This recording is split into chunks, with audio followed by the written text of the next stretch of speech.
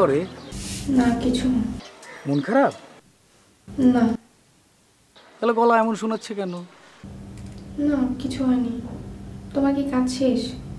না না, কাজ শেষ না, আমি কাজ করতে করতে টায়ার্ড হয়ে গেছে, তাই ভাবলাম যে বড় একটা ফোন দিই।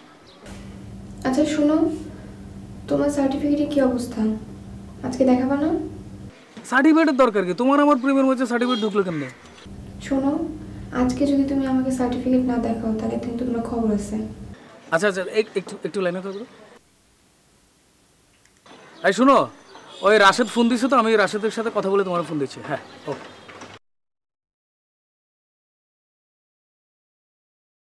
কি কস? নিয়ে আয়।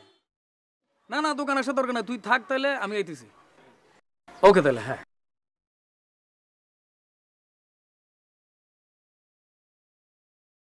বউটা আজকে রাতে সারপ্রাইজ আছে, ঠিক আছে? আমি এসে সারপ্রাইজ দিচ্ছি। আচ্ছা ঠিক আছে। ওকে তাহলে, হ্যাঁ বাই।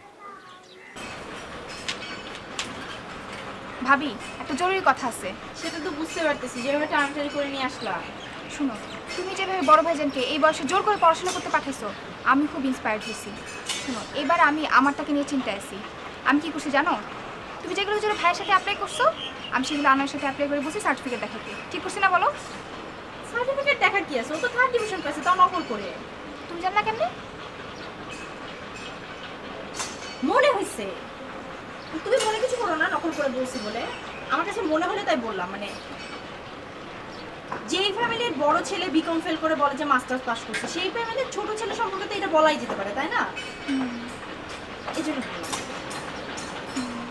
আচ্ছা, আমি জানি কি বলতেছিলাম। হ্যাঁ, সার্টিফিকেট। তুমি বলো, আমার ওর থেকে সার্টিফিকেট দেখা উচিত না বলো? অবশ্যই দেখা উচিত। দেখবা না কেন ভাই? মানে এটা তো আমাদের দোষ না, এই ফ্যামিলির ছেলেদের দোষ।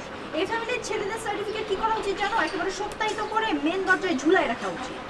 কেন বলছি জানো? মানে আমি ভুল করছি, সাফার করতেছি, আমি চাই না তুমি সেম সাফারটা করো। এই জন্য বললাম তোমার সার্টিফিকেট দেখা উচিত। দেখবো না কেন ভাই?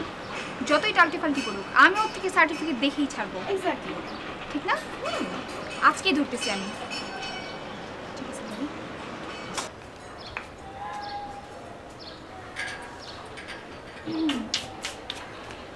ভাবি, এনার্জি পাস করলাম।